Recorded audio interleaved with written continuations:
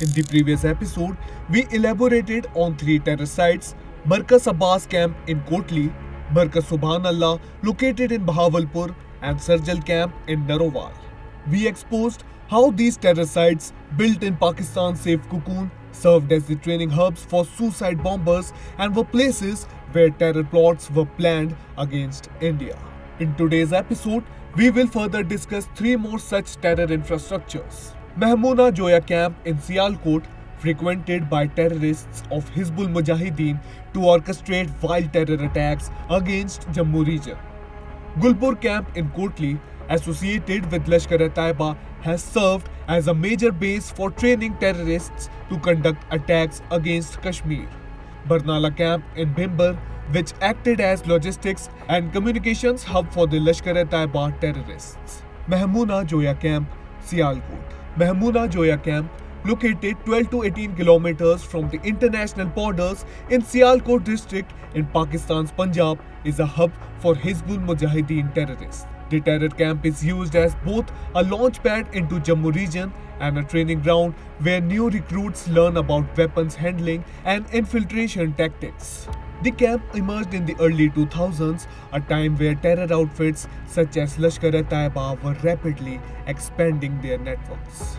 According to sources, the terrorists who were caught infiltrating Punjab through Gurdaspur and Pathankot and the Jammu region have mentioned the Mahmoona Joya camp as one of the induction centers.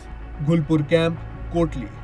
Located in Pakistan-occupied Kashmir's Kotli district, the Gulpur camp has been identified as a hotbed for Lashkar-e-Taiba activities.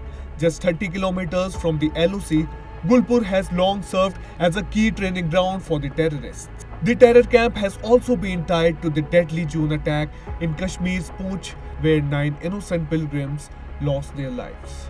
On similar lines, Zakirur Rahman Lakhvi, the man accused of orchestrating the 2008 Mumbai attacks, has been known to frequent this very camp. Lakhvi used it as a hub for indoctrination and motivating fresh recruits. But Gulpur isn't operating in isolation. It's a part of a larger terror training network in the Kotli region, alongside camps like Sensa, Faghosh, and Dugbi. All of them reportedly operate under the guidance of Pakistan's 3rd POK Brigade, feeding terrorists directly to launch pads near the LOC. Barnala camp, Bhimber. The Markaz Ahle Hadith in Barnala, located in Pakistan-occupied Kashmir's Bhimber district, was often overlooked, but shockingly, it has been quietly operating as the crucial nerve center for Lashkar-e-Taiba's logistics and communication network. But this is not all. The Barnala camp also acted as a training ground where recruits were trained in deadly skills, IED construction. They were taught how to build and deploy improvised explosive devices, weapons handling. From rifles to explosives, trainings got hands-on lessons in using and maintaining deadly tools. Guerrilla and jungle warfare. Recruited terrorists learned how to move like shadows, surviving in hostile terrain, ambushing targets, and blending seamlessly into their surroundings. Thus, these camps are hidden engines of a decades-long proxy war, fueling terror with training, resources, and safe havens, all under the silent watch of the Pakistani establishment. Each facility, each recruit trained, each weapon smuggled across the border points to an undeniable truth. Terrorism against India isn't just a mere activity, it's a state-sponsored enterprise. Essentially, it also makes a picture clearer. Pakistan's soil continues to nurture and shield the very forces that threaten peace in South Asia.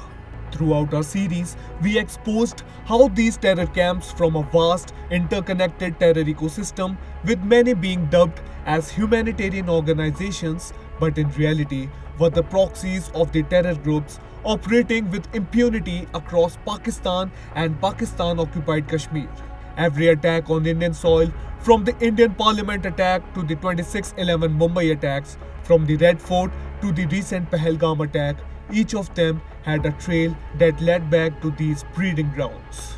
Though a temporary ceasefire has been reached between India and Pakistan, Prime Minister Narendra Modi has rightly put that terror and trade, terror and talks, and blood and water cannot go together.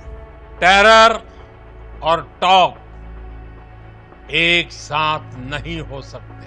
Terror और trade एक साथ नहीं चल सकते और पानी और खून भी एक साथ नहीं बह सकता। This is not just a message to terrorism sponsoring Pakistan, but a warning to the global community. Any act of terror emanating from Islamabad will be met with a swift, decisive, and proportionate response from India. This may not be an era for war, but neither it is an era where terrorism can be tolerated. निश्चित तौर पर ये युग युद्ध का नहीं है, लेकिन ये युग आतंकवाद का भी नहीं है। Zero tolerance for terror is not a choice, it is the only way forward.